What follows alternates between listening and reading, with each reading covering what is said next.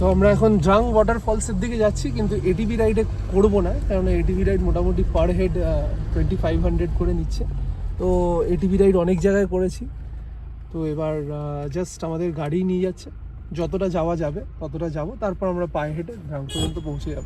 তো আমাদের গাড়ি এত পর্যন্তই এলো, এখনও ড্রাং মোটামুটি 1.5 কিলোমিটারের মতো রাস্তা রয়েছে।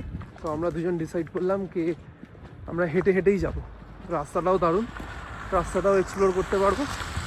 তারপর বাদবাকিটা পুরোপুরি হেঁটে দেখি ড্রাং ওয়াটারফলের সামনে গিয়ে তারপর আপনাদের সাথে দেখা করছি।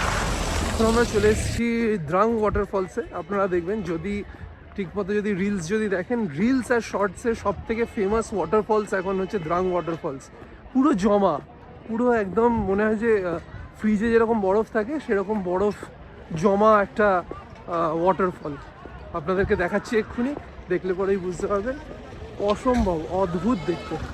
The famous drank waterfall.